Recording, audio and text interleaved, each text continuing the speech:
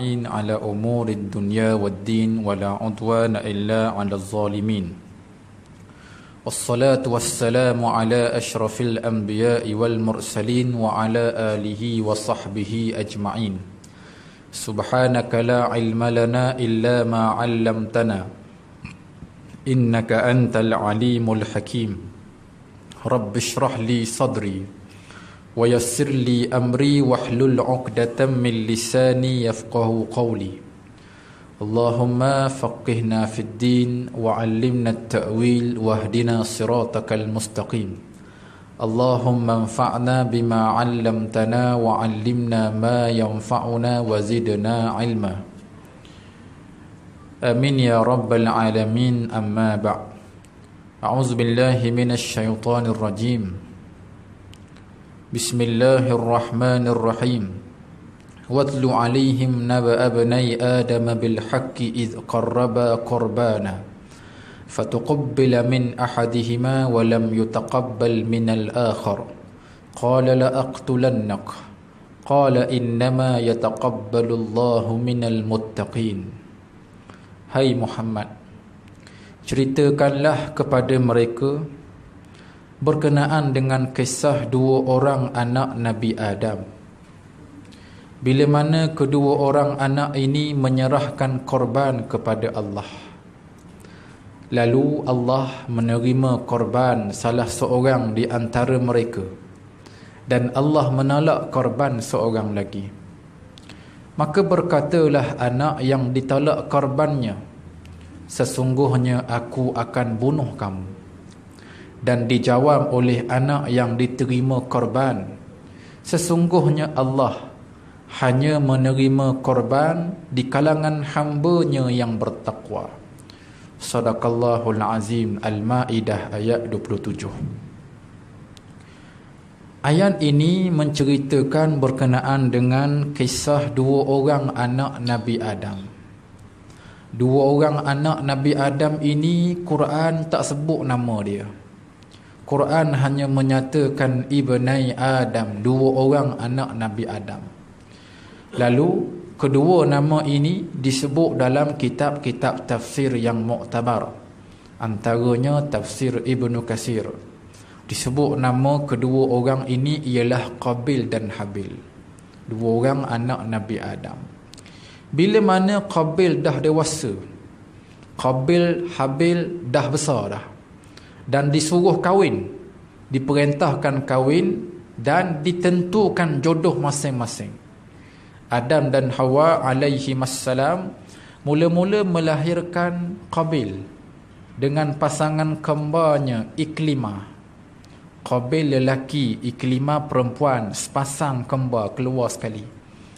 Lepas tu baru lahir Habil dengan pasangan kembarnya Labuda. Habil lelaki, Labuda perempuan, sepasang kembar keluar sekali. Bila dewasa disuruh kahwin, Qabil kena kahwin dengan Labuda, pasangan kembar Habil. Habil kena kahwin dengan Iklimah, pasangan kembar Qabil. Ya, oleh kerana manusia tak ramai lagi waktu itu, maka syariat Nabi Adam dibolehkan kahwin sesama adik-beradik. Kita tak boleh lah. Ya. Maka Qabil tak puas hati. Qabil tak setuju. Qabil kata, Labuda bakal bini aku ni dak comel. Aku lebih berkenan dengan Iklimah, adik kembar aku ni, dia lagi comel. Maka bertemulah Qabil Habil nak bincang macam mana nak selesai. Temu kata putus nak buat korban dan nak diserahkan kepada Allah. Tengok korban siapa yang diterima Allah. Qabil dia disebut dalam riwayat dia petani. Jadi Qabil ni tanam sayur, tanam buah. Qabil ambil sayur, ambil buah untuk dibuat korban. Manakala Habil dia penternak. Habil bela kambing. Lalu Habil ambil kambing seekor untuk dibuat korban. Qabil dia pilih sayur, dia pilih buah yang dah buruk, yang dah busuk untuk dibuat korban. Habil dipilih kambing yang terbaik, paling gemuk, paling sihat untuk dibuat korban. Diletakkan bahan-bahan korban di atas sebuah bukit. Lalu hadis menyebut fanazalatin nar wa akalatis syah wa tarakatiz zar'a. Turun api dari langit. Api menyambar kambing. Dan api meninggalkan, membiarkan sayur serta buah-buahan. Dengan maknanya Allah terima korban Habil dan Allah talak korban Qabil. Lalu bila korbannya ditolak, Qabil tak puas hati. Qabil marah. Qabil kata pada Habil, qala la aqtulannak, hei Habil, aku akan bunuh kamu. Aku bunuh kamu. Ulama menyebut, kenapa Qabil ni kerah kepala, tak ikut perintah? Yang pertama sebab dia abang. Itu yang pertama, abang. Abang ni biasalah, dengan adik-adik dia payah sikit nak mengalah, kebiasaannya begitu kan. Sebab tu dia dipanggil Abang Long Fadil kan. Abang Long kawasan macam mana, dia pegang kawasan, dalam kawasan tu tak boleh orang lebih dari dia.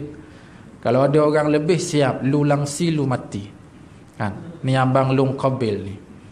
Abang Long Qabil dia tak puas hati. Pertama. Yang kedua, dia rasa dia mulia. Disebut pada Habil, Habil, aku ni benih syurga, kamu benih bumi dah. Aku lagi mulia dari kamu sebab aku benih syurga. Memang Nabi Adam dan Hawa sewaktu tinggal dalam syurga, waktu tu dalam syurga tu Hawa dah mengandung dah. Cuma tak sempat lahir je, Allah campak jatuh ke dunia, maka lahirlah Qabil.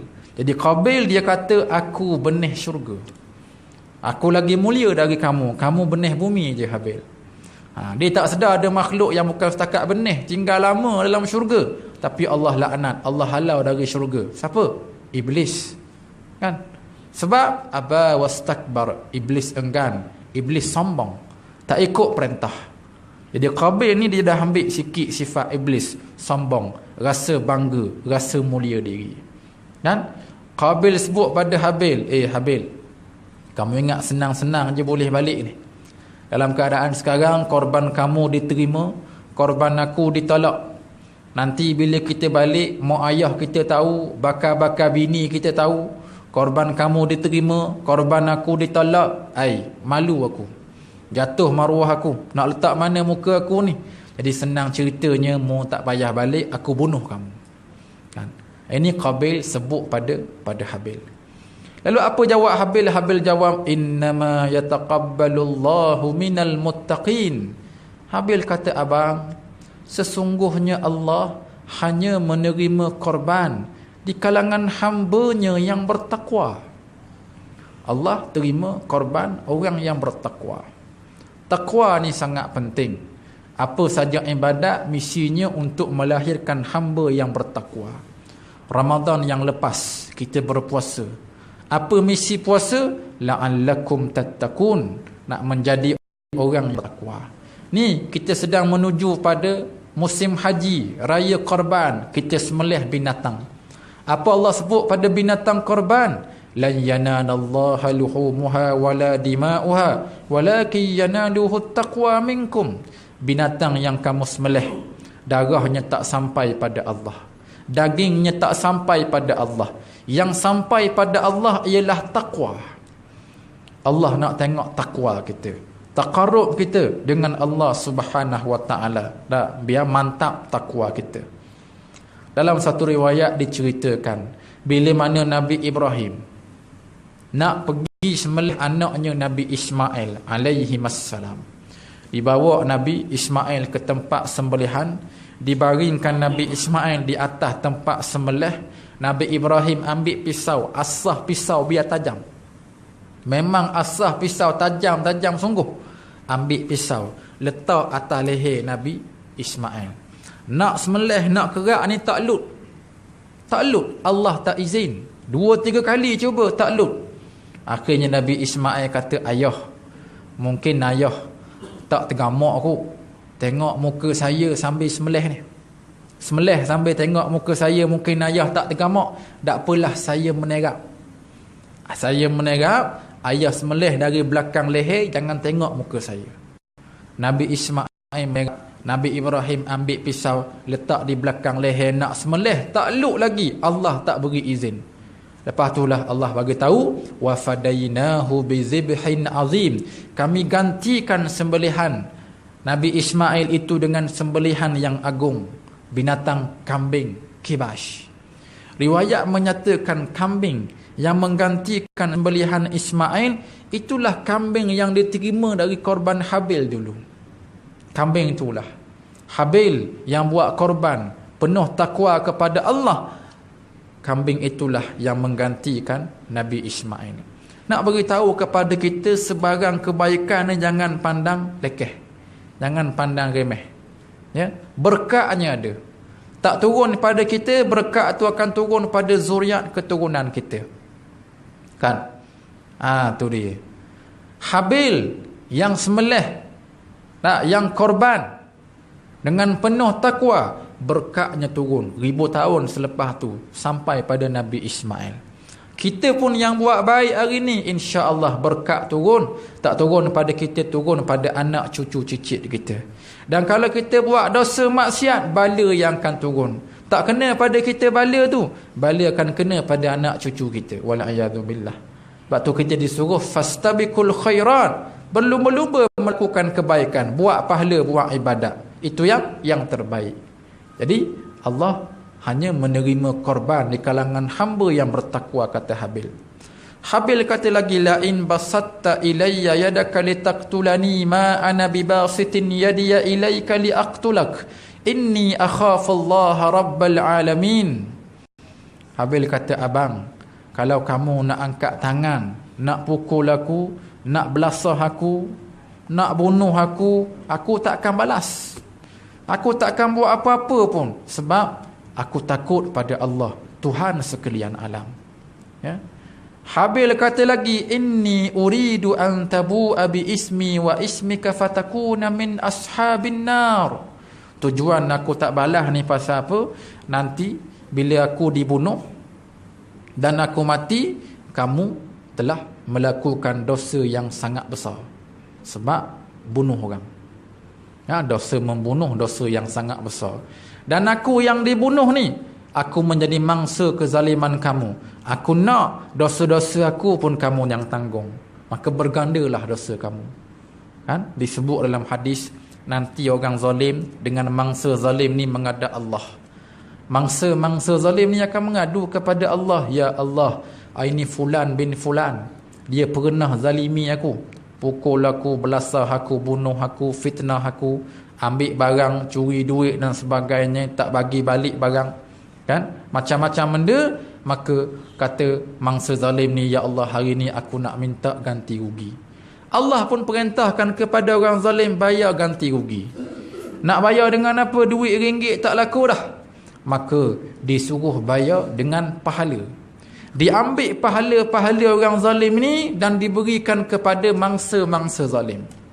Dan kalau orang zalim tu tak ada pahala, dia hanya ada dosa je, maka akan diambil dosa-dosa mangsa zalim, akan dipindahkan ke atas kepala baru dia. Jadi orang zalim ni dahlah pahala dia tak ada, dosa dia pun berlambak-lambak, dia pula terpaksa pikul dosa orang lain. Maka inilah Nabi kata orang yang muflis, orang yang bankrupt di hari akhirat. Pahalanya tak ada, dosa sendiri pun berlambak-lambak, pikul lagi dosa orang. Dia orang yang muflis. Bankrupt bahasa Inggeris, muflis tu bahasa Arab, bahasa Melayu dia. Kita pun panggil muflis. Bahasa Arab yang dah dimelayukan. Ada bahasa Melayu lama tapi orang tak guna bahasa surat lah, Papa Kedana. Ada tapi orang tak guna bahasa surat. Bank negara hantar surat kita, anda diisytihar Papa Kedana. Tak ada lah, diisytihar muflis ataupun bankrupt. Baik. Habil sebut pada Qabil, ingat bang, kalau kamu bunuh aku, kamu buat dosa besar. Besar sangat dosa bunuh. Aku yang mati dibunuh, aku mangsa kezaliman kamu. Lalu dosa aku pun kamu akan tanggung. berganda dosa kamu. Fatawwa'at lahu nafsuhu qatla akhihi faqatalah. Fatawwa'at lahu nafsu dah menguasai diri Qabil. Qabil tak kira, tak peduli apa dah. Ya, dia kiranya nak bunuh. Habil ni mesti dibunuh. Faqatalahu, dan Qabil bunuh Habil. Riwayat menyebut, ada satu riwayat kata waktu Qabil nak bunuh Habil ni, Qabil tak reti nak bunuh macam mana. Ya, nak bunuh sangat, tapi tak reti sebab tidak ada contoh lagi pembunuhan sebelum tu. Pasal tak pernah berlaku pembunuhan lagi. Lalu riwayat menyebut datang 2 ekor syaitan menyerupai 2 ekor burung gagak. Ya. Lalu 2 ekor burung gagak ni pergi depan Qabil, bergaduh sama sendiri. Gagak 2 ekor ni bergaduh. Nah, yang seekor tu ambil batu hempap atas kepala kawan dia, kawan dia mati. Yang hidup ni gali tanah, tanam kambus. Qabil tengok, Qabil pun tiru sama. Qabil ambil batu hempap atas kepala Habil. Habil rebah mati. Qabil gali tanah, tanam kambus. Matilah Habil. Dan Qabil, Allah kata fa asbaha minan nadimin, jadilah Qabil orang yang sangat menyesal dunia akhirat. Menyesal dia, kan? Pasal apa? Pasal Nabi sebut hadis selepas tu, apa saja kes bunuh yang berlaku atas muka bumi ni, saham dosanya dapat pada Qabil. Pasal dia yang mula-mula melakukan pembunuhan di atas muka bumi. Jadi selepas tu, apa saja kes bunuh, saham dosa dapat pada Qabil. Ya? Entah berapa ribu kes bunuh dah berlaku. Kan? Hari ni lagi dahsyat kes bunuh. Kan? Bawa kereta berhenti dekat traffic light aja. Mari motor belakang, pong tembok. Mati. Kan? Yang kena tembok, yang kena tikam, itu semua saham dosa dapat pada Qabil. Yang kena boom C4, ya, saham dosa dapat pada Qabil. Yang kena simen masuk tong drum, ya, saham dosa dapat pada Qabil. Yang kena kerak 20, kerak 14 dan sebagainya, semua kes-kes bunuh ni saham dosa dapat pada Qabil. Pembunuhnya mungkin tak tahu lagi siapa. Kan? Tak tahu lagi kan? Tak tahu ya siapa bunuh. Tak tahu lagi. Kan? Masuk simen tong drum tu pun tak tahu lagi. Tapi saham dosanya dah dapat pada Qabil. Kan? Dia sebenarnya polis kita ni hebat. Polis kita ni bahagian siasatan, kemas, kan, diiktiraf antara yang terbaik dunia. Siasat dan selesaikan kes sangat cepat. Dengan syarat jangan campur tangan orang politik je. Ya? Orang politik, orang atas campur tangan, dak juga harah terus polis tu. Dak, dia jadi pening. Dak, itu cara dia. Kalau tidak ada campur tangan, sekejap aja. Polis kita pun polis yang cekap. Tu dia. Pernah berlaku satu kes kan? Kes polis juga cerita ni. Kan? Kesnya seorang tokoh Cina. Dia dicolek. Hilang, tak tahu ke mana. Lama hilang.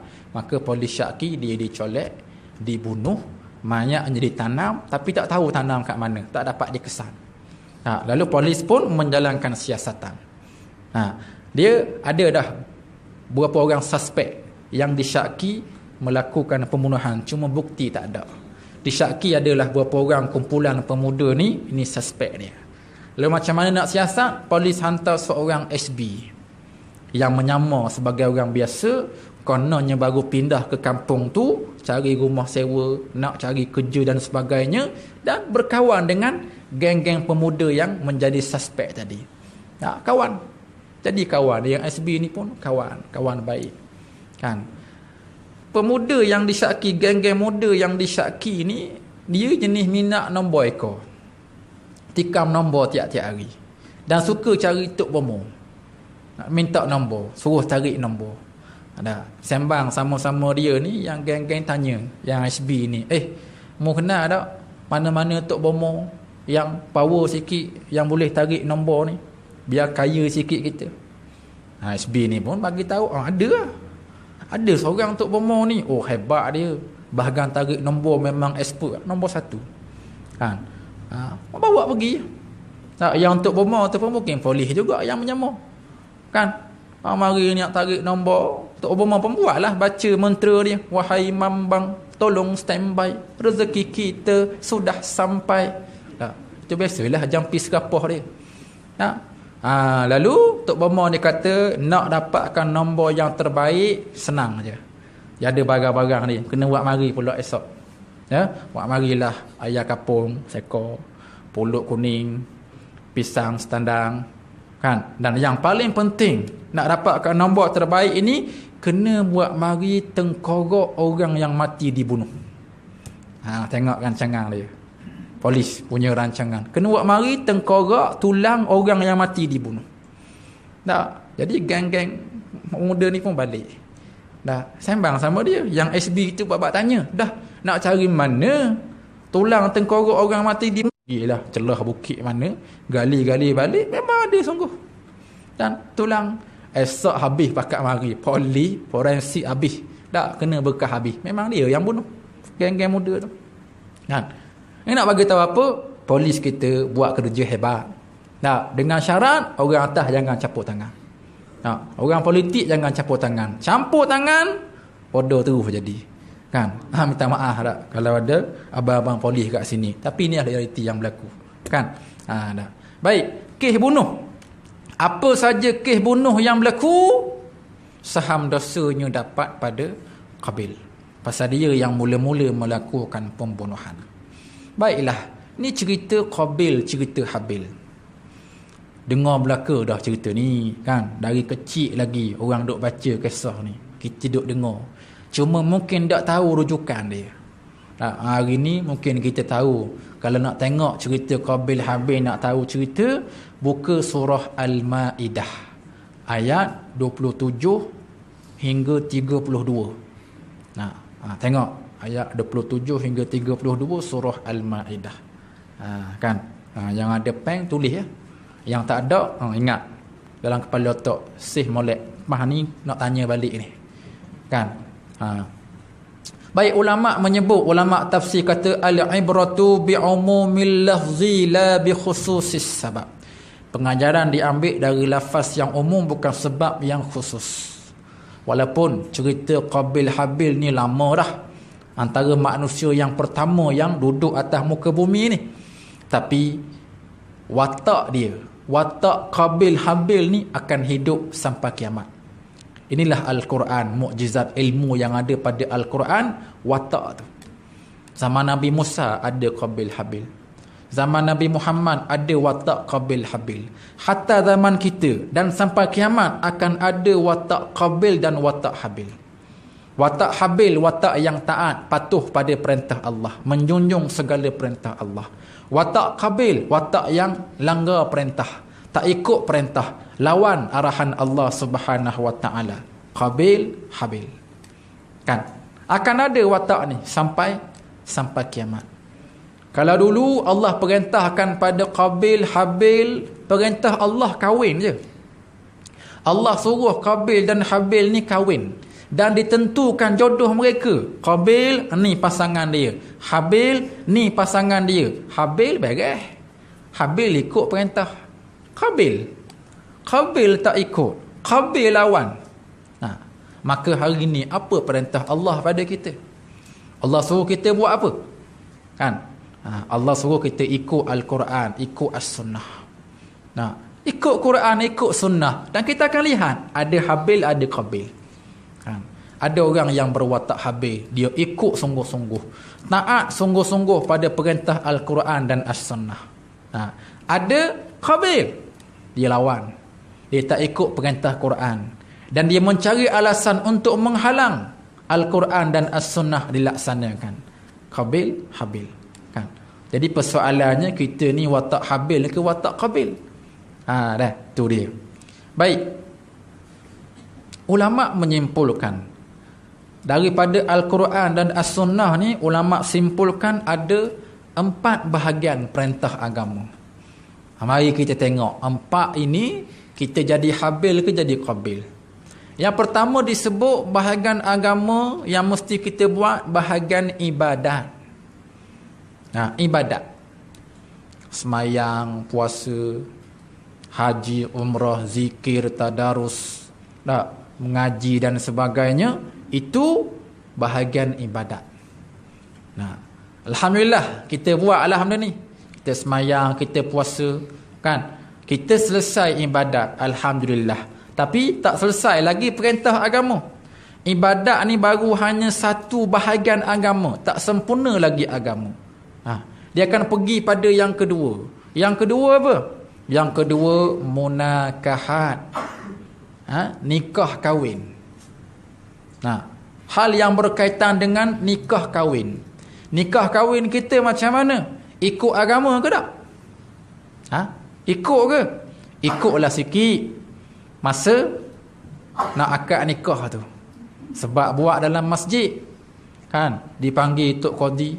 Tok Qadi pegang tangan pengantin. Tok Qadi kata, aku nikahkan dia kau sekian dengan mas kahwinnya yang tersebut.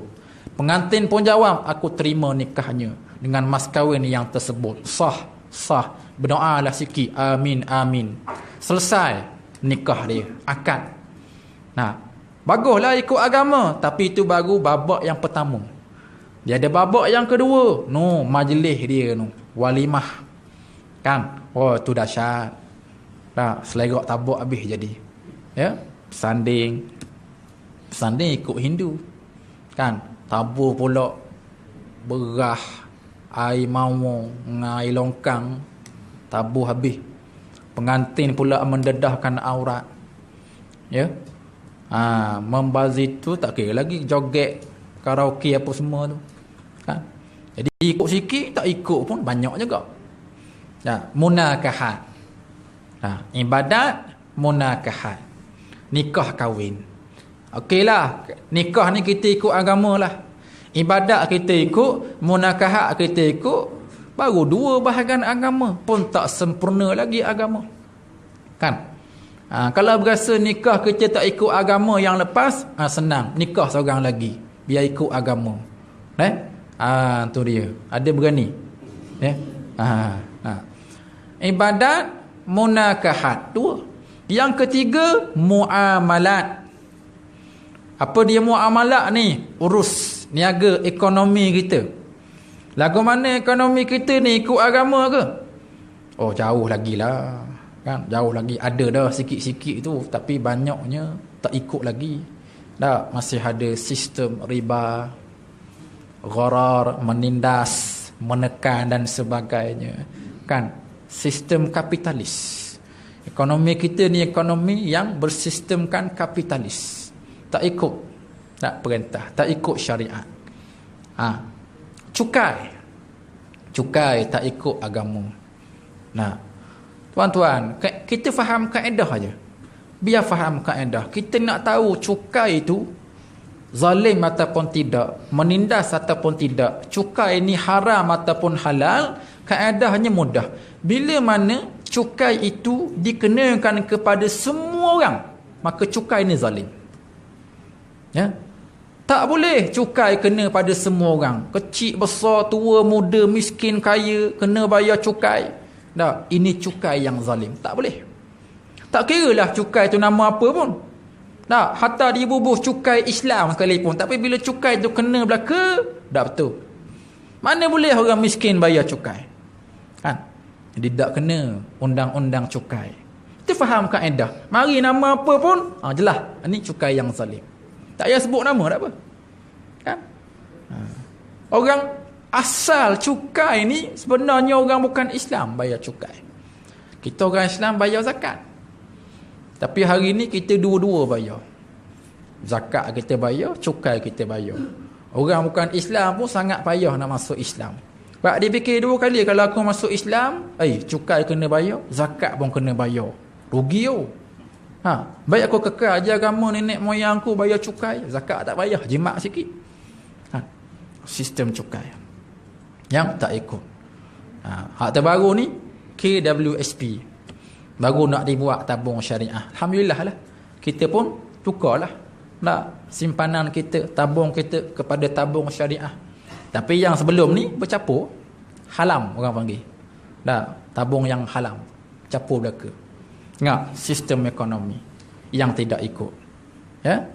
ibadat, munakahat, muamalat. Yang keempat, jinayat. Hukum-hukum jinayah, undang-undang. Dalam nilah ada hudud, qisas, ta'zir, benda ni. Undang-undang. Kena ada undang-undang ni. Untuk apa? Untuk jaga kita orang Islam. Untuk menyekat, menghalang penjenayah dari melakukan jenayah, melakukan kezaliman. Undang-undang ni kena ada. Jadi inilah 4 bahagian agama kita. Yang wajib kita lakukan, yang wajib kita ikut. Ya, ibadat, hal-hal berkaitan dengan ibadat. Munakahat berkaitan dengan nikah kahwin. Muamalat berkaitan dengan urus takbir ekonomi, dan jinayat berkaitan dengan politik, undang-undang syariah dan sebagainya. 4 ni. 4 inilah agama kita. Bila saya sebut macam ni, ada orang kata, oh ustaz tu nak ceramah politik tu. Dan ni bukan ceramah politik, ini ceramah agama lah ni. Tuan-tuan, ni ceramah agama. Kita jangan sempitkan agama. Kita duk kata agama ni semayabang je. Agama ni masjid surau je. Agama ni atas dadah pegang butir tasbih, subhanallah, subhanallah, subhanallah. Itu je agama. Kita faham itu je, silap besar kita. Agama bukan hak tu saja. Agama kita luas. Agama kita ada belaka berbincang mengenai semua aspek kehidupan manusia. Ambil contoh Nabi kita. Nabi kita orang yang sangat kuat beribadat sampai bengkak kaki. Nabi kita orang yang menikah kahwin. Orang yang sangat baik kepada isteri dan anak-anak baginda. Nabi kita orang yang meniaga. Kan? Urus takbir ekonomi dengan cara Islam. Dan Nabi kita orang yang memerintah negara, berpolitik, berhukum dengan cara Islam. 4 belaka Nabi buat. Tiba-tiba kita nak ambil hal ibadat saja. Tak betul. Kan? 4 benda ni kita kena ambil. Kita kena ikut sebagai pegangan agama kita. Baru betul orang sebut agama, orang sebut Islam. Islam tak hanya khusus pada ibadat saja. Islam itu luas, merangkumi semua aspek kehidupan manusia. Jadi kena ikut 4 benda ni. Yang mana habil, yang mana qabil kita ni. Mudah-mudahan kita habil insya-Allah. Kalau kita tak ikut, kita mengundang murka Allah. Kan? Allah murka. Allah kata dah, wa man a'rada an zikri fa inna lahu ma'isyatan dhanka. Siapa yang tak ikut perintahku, maka bagi dia ma'isyatan dhanka, kehidupan yang sempit. Tak ikut, berpaling dari panduan Al-Quran dan As-Sunnah, maka kesannya bala yang akan turun apa? Ma'isyatan dhanka, hidup yang sempit, hidup yang resah, yang gelisah, yang penuh ketakutan, penuh rasa bimbang. Hari ni kita dah rasa benda ni. Pergi mana-mana pun rasa takut, rasa bimbang. Keluar rumah takut, perampok, pencuri, penyamun, perogol ada. Duduk dalam rumah pun takut perampok, pencuri masuk.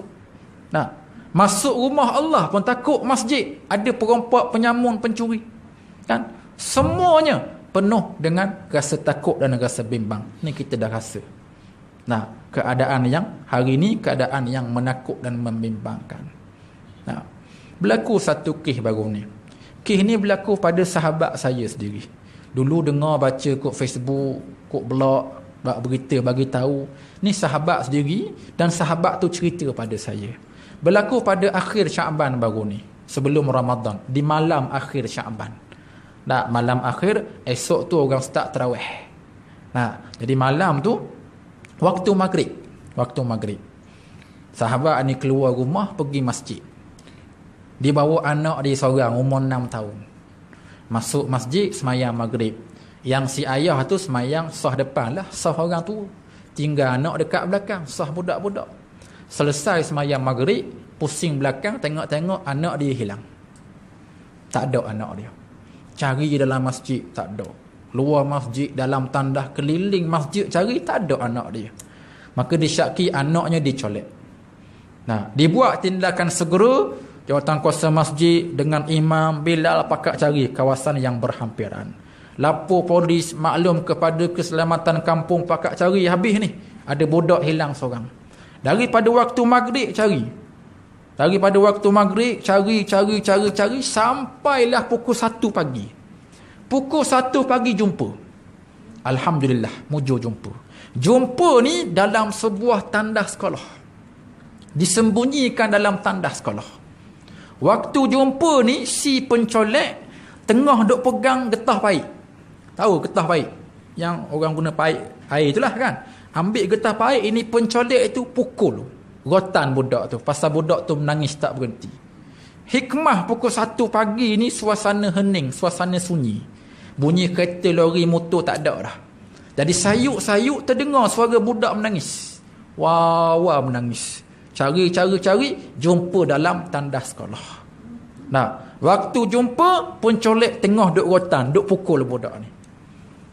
Oh tuan-tuan, agak-agak bila jumpa ni apa jadi pada pencolek tu? Tak? Oh, memang kena sungguh lah. Jadi lauk dia. Kan? Lembek, lunyai lah. Kena belasah tu. Yang paling kuat belasah Tok Imam. Tak? Tok Imam naik syekh tungguh malam tu. Dia gerang-gerang sungguh tengok. Pasal ni jenayah yang sangat jahat. Kan? Ni tuan-tuan nak bagi tahu. Sekarang ni. Ya, sekarang ni suasana. Tak kira tempat, tak kira masa. Nah, berlaku jenayah dalam masjid rumah Allah tengah solat. Hilang anak, Allahu Akbar, hilang anak, ya Allah.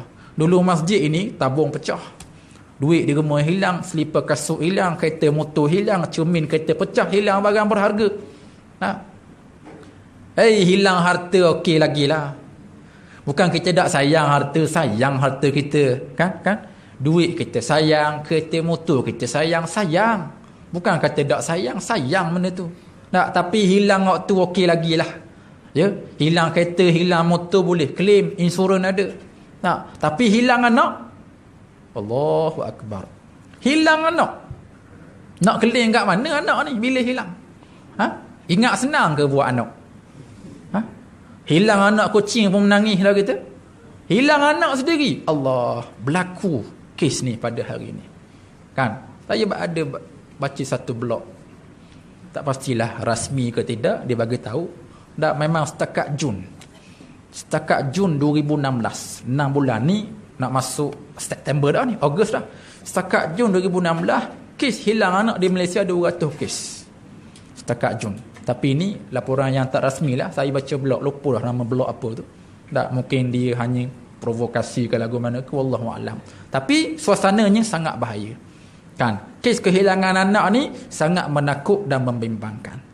Nampak tak suasana hari ni? Allah dah sebut dah. Bila kamu tak ikut Al-Quran, kamu berpaling dari As-Sunnah, maka kesannya apa? Ma'isyatan dhanka. Hidup yang sangat menakutkan.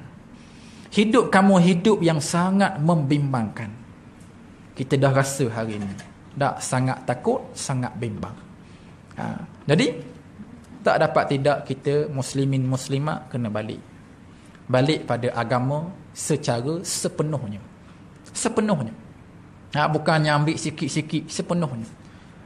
Sebab itulah bila ada usul yang dibawa di parlimen, rang undang-undang 355 tu, kita orang Islam wajib sokong tuan-tuan. Bukan atas dasar sokong parti politik semata-mata, bukan. Ya, yang parti politik nanti dulu. Kamu orang hijau ke, orang biru ke, tak, orang apa nama warna sekalipun, tunggu dulu. Politik tak belakang. Ini agama. Ini undang-undang agama. Bila kamu mengaku kamu orang Islam, kamu wajib terima. Kita pun dah reti beza dah. Contoh perbankan hari ni, kita masuk bank. CIMB contoh, Cina, India, Melayu, Bengali. Bank dia. CIMB ada CIMB Islamik. Ada yang konvensional, hak lama tu. Kita pun tahu dah, kita nak semua urusan bank kita yang Islamik. Simpanan kita simpanan yang Islamik. Kredit kad kita yang Islamik. Permohonan pinjaman kita, loan sebagainya, semua kita nak yang Islamik. EPF, KWSP pun kita nak tukar dah ke tabung syariah.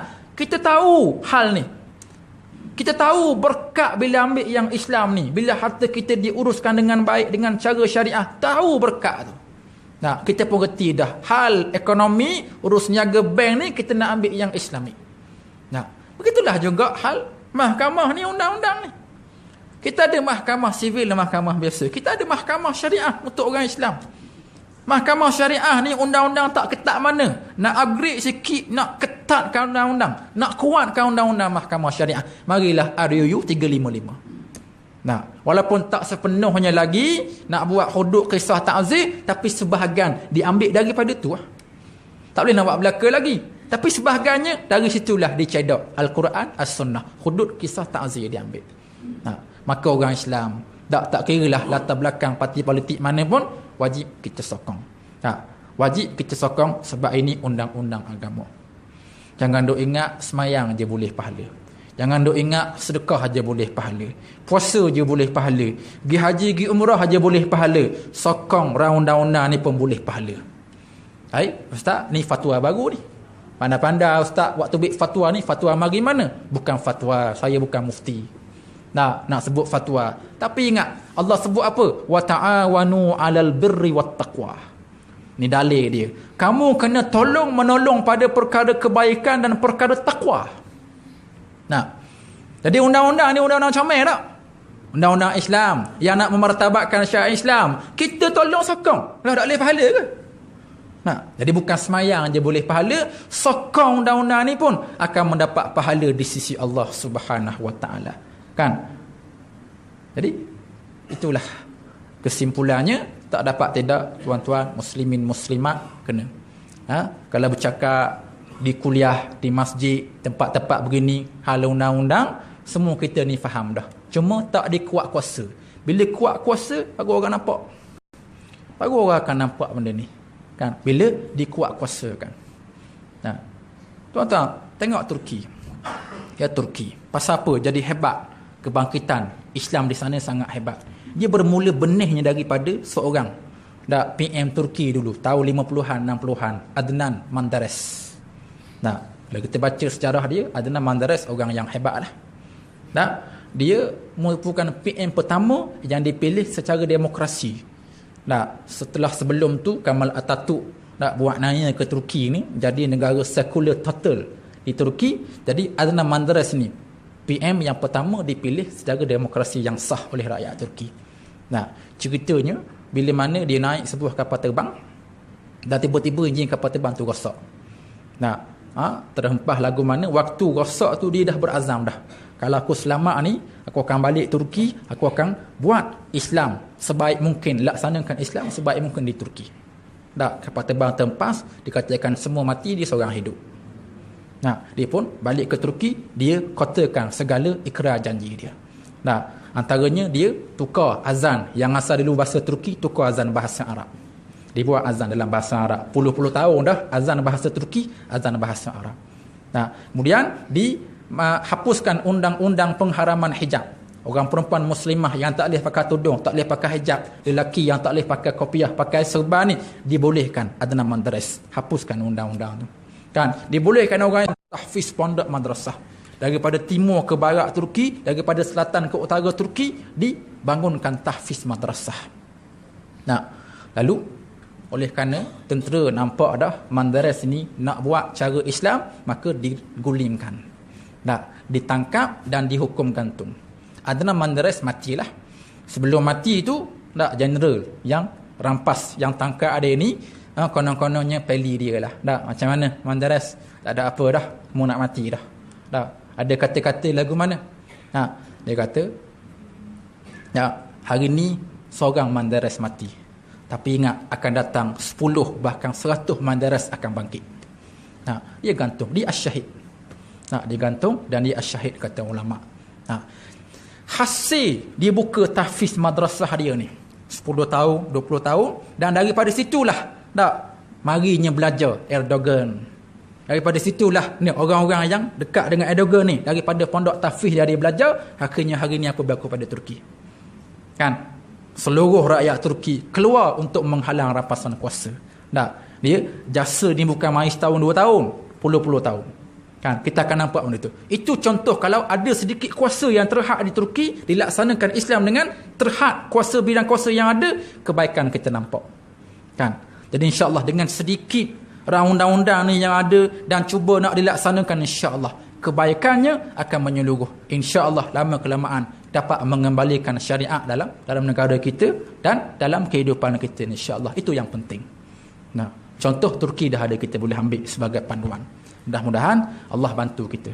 Mudah-mudahan Allah Subhanahu Wa Taala istiqamahkan kita dalam agamanya dan menjadi hamba yang berwatak dengan watak habil. Amin ya rabbal alamin. Wallahu alam. Cukup setakat tu tazkirah, mudah-mudahan diberi kebaikan dan manfaat kepada kita.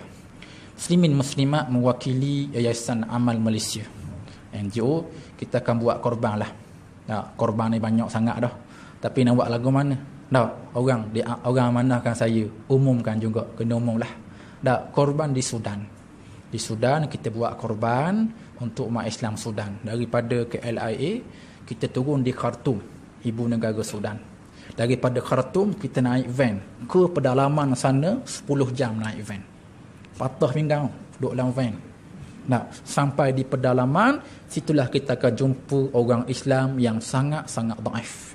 Berserta pelayan perang daripada Somalia, daripada Eritrea, berteduh di Sudan menjadi pelarian. Dan sangat miskin. Hatta rumah, ada yang rumah tak ada, tidur bawah pokok. Jumpa daging pun setahun sekali itulah. Jadi kita buat korban di Sudan. Satu bahagian 350. Kambing 450 sekor. Jadi yang berhajat, ada sahabat saya di luar sana, ambil borang, isi borang lah kalau yang berhajat. Juga kita buat wakaf Al-Quran di Sudan. Pengalaman kita pergi Sudan, kita jumpa mereka yang miskin, yang dhaif ni, rupa-rupanya mereka miskin sampai tahap tidak ada kitab Al-Quran untuk dibaca. Kita pergi tahfiz pondok, madrasah, masjid mereka, anak-anak mereka nak baca, nak belajar Quran, Al-Quran ditulis pada satu papan. Dipotong papan tu, ditulis pada papan ayat Quran. Itu mereka belajar Al-Quran. Tak terfikir kita zaman yang canggih hari ni, Quran berjuta-juta naskah dicetak, tak sampai pada mereka. Jadi kita balik, kita buat satu program wakaf Al-Quran. Satu kitab dengan harga RM25 untuk kita wakaf. Ataupun tak cukup, masuklah berapa ringgit ni yang ada. Nanti bentarkan sejadah, niatkan ambil RM25 satu kitab Al-Quran untuk kita wakafkan pada mereka. Dan wakaf ini sangat sesuai kita beli dan kita niatkan untuk arwah yang meninggal. Ambil RM25, masuk, tak tabung ke atas jadah tu, niatkan wakaf ini aku niatkan untuk arwah ayah aku, untuk arwah ibu aku. Buat macam tu. Ini cara anak-anak nak bantu arwah yang meninggal, beli wakaf atas nama mereka, insya-Allah. Ada semalam tu seorang tu dibuat keluar 100. Ustaz, RM100 ustaz. Arwah ayah saya, arwah mak saya, pak mertua saya, mak mertua saya. Pak, 100. Ni menantu yang sangat baik. Boleh pasang seorang lagi ni, insya-Allah. Dia beli belaka mak ayah dia, mak ayah mertua dia beli, insya-Allah. Jadi pakak-pakak bantu kepada saudara kita muslimin di Sudan, insya-Allah. Bismillahirrahmanirrahim. Allahumma faqihna fid din wa 'allimna at-ta'wil wa hdina siratal mustaqim. Allahumma anfa'na bima 'allamtana wa 'allimna ma yanfa'una wa zidna ilma. Rabbana atina fid dunya hasanah wa fil akhirati hasanah wa qina adzabannar. Alhamdulillahirabbil alamin. Assalamualaikum warahmatullahi